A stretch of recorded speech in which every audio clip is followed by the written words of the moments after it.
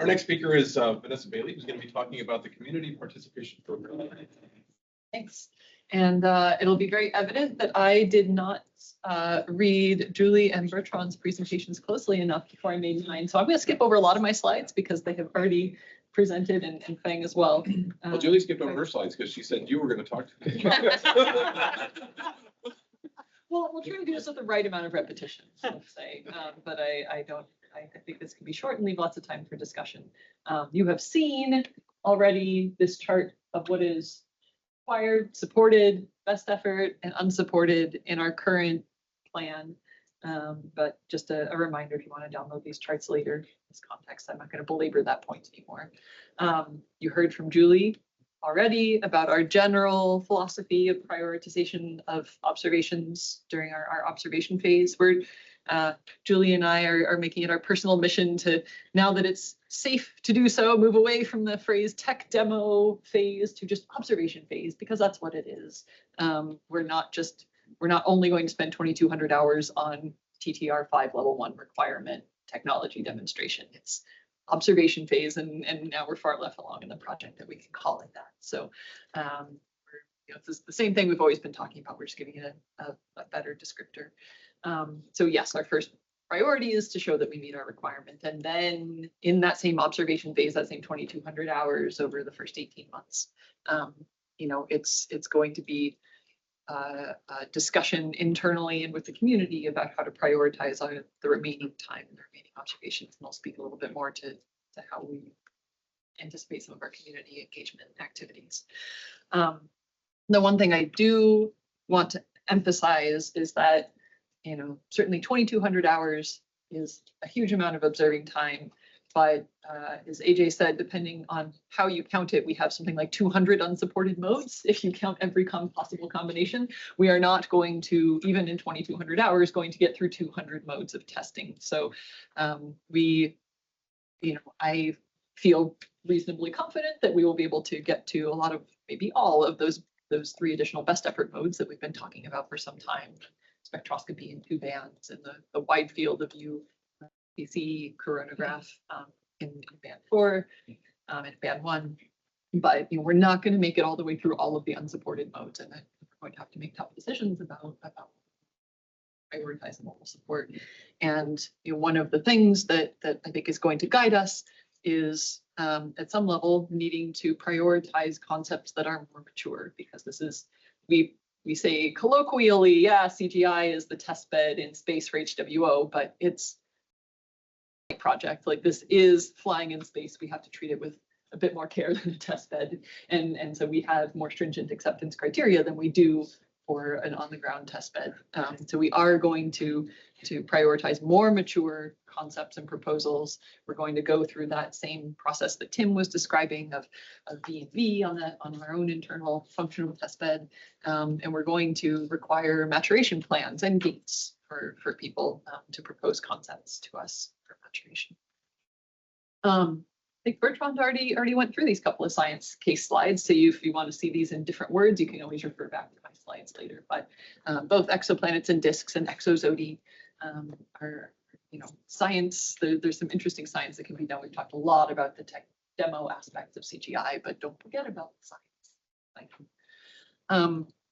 Right. So the CPP, our community participation program, are, one way to think about it is they're the instrument science teams, but it's more than science, because we also have technologists on the team, and that's why we use CPP rather than science team is the name for this group of people.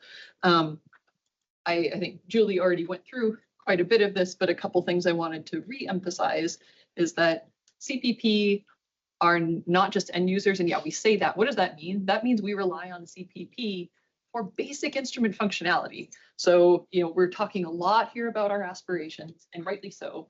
At the same time, this same group of people who's, right now we have 7 US proposals, each at less than 200K a year, are responsible for really basic infrastructure that we need to even be able to do TTR. And people are running all out to get the data reduction pipeline, to get observation planning tools and ETC, like just the basics. So we gotta, to add a little bit of a chunk perspective on from the implementation side. you know, CPP is going to be focusing on implementing the basic needs of the instrument first and foremost before we can get to this aspirational work. It doesn't mean that we don't think it's important, but just know that we're pulling on them quite heavily on the project side to support basic infrastructure for the mission, and especially in the coming year. And you know, Julie did mention that in the future there will be an augmentation.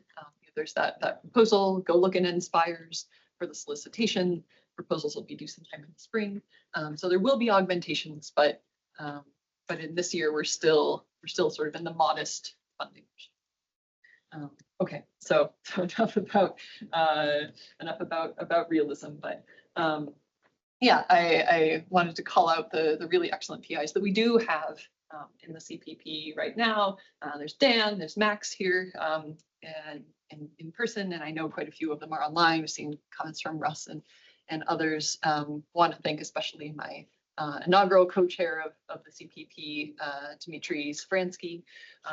We are going to rotate through co-chairs on the CPP on an annual basis. So Dimitri's agreed to do it, and I appreciate everything he's contributed in the first year, and we'll have somebody rotating in a few months as well. But of course, each one of these PIs is bringing in a team with them. Keep in mind, most of these folks are unfunded. You know, they're putting in their extra time around the edges to bring in to support our infrastructure and to support our aspirations. So I owe special thanks to the folks who are doing this on their own extra time. But it also means the CPP is inclusive to the community, right? And so if you are interested in contributing to CGI and contributing to the CPP, we have a number of working groups. I put the slides in the right order. And you can reach out to these folks here who are chairs of our various working groups. You already heard from Marie and about, you know, the data reduction simulation working group with Max and Jason as co-chairs. Dan is chairing the hardware working group, or we think about it in large part right now. Wavefront sensing and control is one of the hot topics in this working group, although it is, you know, alternative wavefront sensing and control is still a supported category. We've heard from Feng how there may be some new resources to assist a little bit with the maturation on our side coming in. There's also another polarimetry working group. Again, that's one of our best effort modes, but one we feel more confident in. At least we've functionally checked it out prior to delivery. And then this broad working group of observation planning, you know, that's exposure time calculators, that's precursor imaging. And all of these working groups have quite a bit of overlap, and especially kind of at the center of all of it is going to be the ensemble of things that we need to model observations of astrophysical targets and observation plans that go with that. So, you know, if you say, hey, I've got some time, I want to contribute to these efforts, please reach out to one of these working groups. Oh, I should have said, also there are SPIE proceedings from, I believe, both the observation planning working group, the data reduction processing working group, and an overall CPP overview. I'm not sure if this summer's SPIE proceedings are out just yet, but when they are published, there'll be 3 in there. So let's see. Things I think have not been covered by somebody else already in this session is, you know, one of the core functions of the CPP, because Chronograph has no geo program, unlike WFI, is to engage the community in workshops like this and in efforts that they have planned in the future to get community input about how we should prioritize those 2,200 hours.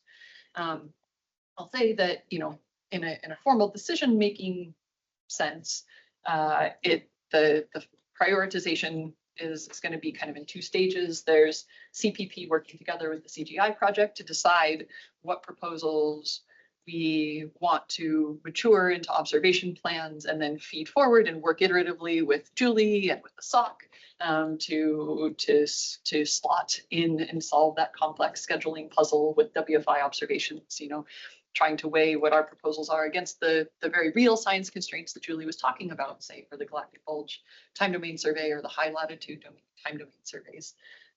So it's going to be an iterative process within the project. And the way that the rest of the community who's not formally on CPP will be able to feed into that. I'll say a little more in the next slide, but it's basically via the CPP. But regardless, there's not a proprietary period on coronagraph data. So even if somebody doesn't propose an observation, it doesn't mean that they don't have access to the data. Our level 1 data goes public. Our raw FIDS files go public within a couple days when they're taken to the whole community. And as Marie mentioned, the data reduction pipeline is open source. So just, I think one of the last things I wanted to show was just representing that planning and feedback visually in a flow chart. Thanks to Carl for inspiring the slide. So just showing on this bottom row here some example community members who might not be on CPP. There's the Hab Worlds community, there's the HCIT and SIT communities, there's the sort of general general coronography community. There may be more. These are folks who are not on CPP. They're going to submit ideas, get engaged via the CPP, who will then, iteratively plan to decide which concepts to really mature to the level of a detailed observation plan to put into the schedule. And then, we'll iterate back and forth with the Roman project to determine the final schedule. So the ways that you'll be able to input to the CPP, they have planned for later this fall, a short information briefing, and then a very short high-level survey to get a gauge for what the community is interested in seeing. So everybody in this room should submit to that when that comes out. There's some simple multiple choice and ranking things, and there's also a little bit of free response. And then based on those priorities, and as we mature our own tools to support it, because frankly, they're just not ready, by 2025, we think we'll be able to issue sort of an informal community white paper. So by then we'll have some more of the tools that people would need to assess feasibility of different observations. That at this point they just aren't written, and that's why we're at the high level priority survey in 2024, and the white papers are next year. So stay tuned for those. And the way to stay tuned for those will be, make sure if you're not on CPP, or even if you are, sign up for the various Roman announcements mailing lists, and those opportunities will be announced there. So maybe I'll stop that and discussion. Thanks.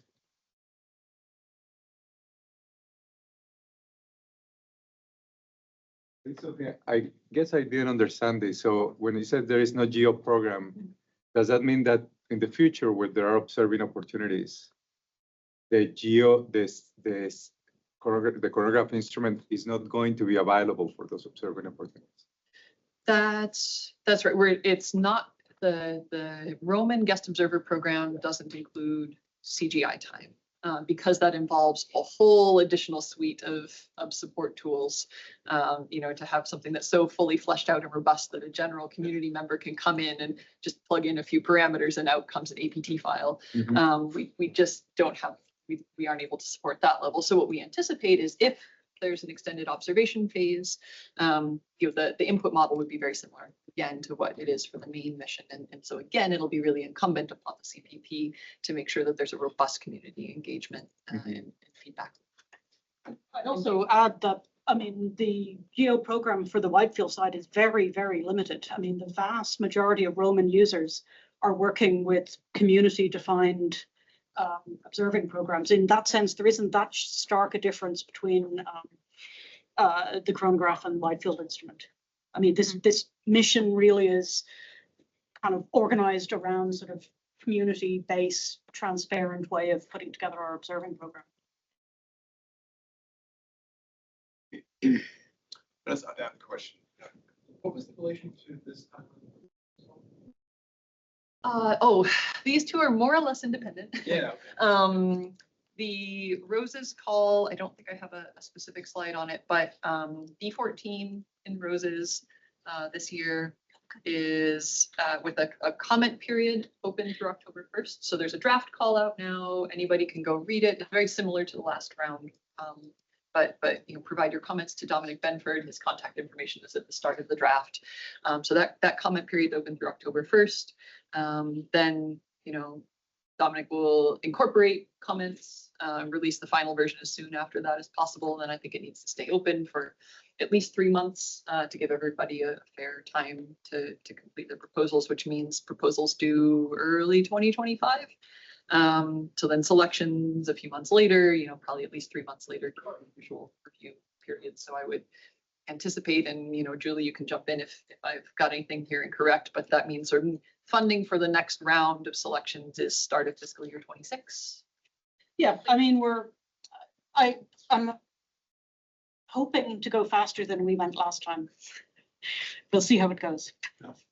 That, as far as how that folds into the collection of white papers and everything like that, you would think that the ones that actually get funded will be ahead of, or we're sort of help define what these white papers should focus on, right? Yeah, I mean, right, it's true that these two timelines are a bit mismatched Yeah. because the new teams will not be selected before the white paper calls are due. Right.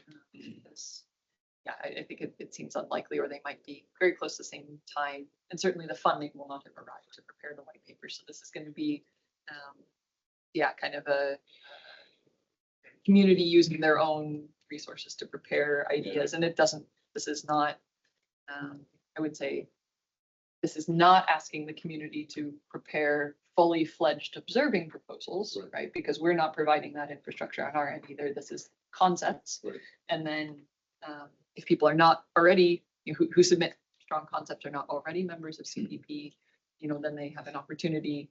We can't offer funding, but at least we can offer to engage them and participate in the maturation of strong proposals into the final things we want to put forward. And we'll probably be learning from the process that Julie and Jeff have been using on the WFI side to define the community surveys for WFI, where there's a groundswell community process with white papers that turn into these community surveys, and people have an opportunity to engage in it. And so just to confirm, being a CPP member does not disqualify you from being able to submit a proposal?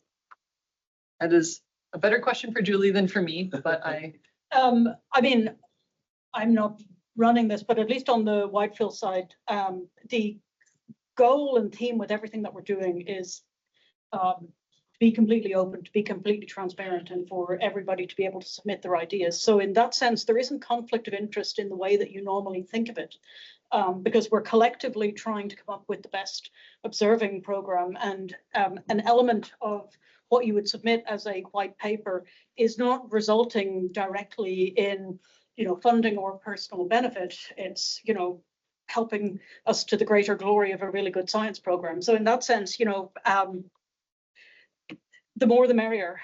Get all the ideas out there. And in fact, I think it will be counter to what we're trying to do if somebody felt they have to keep their ideas under a hat, because then you would be having discussions in back rooms, and it would be exactly the opposite of, I think, the vibe, the sense that we want people to have about Roman, which is, everybody could get involved and everybody can see what's happening. I'm not sure if that actually answered the I question. think I had misunderstood the question. That's But did the I right answer. misunderstand the question? No, I think we're all good. Yeah, thanks.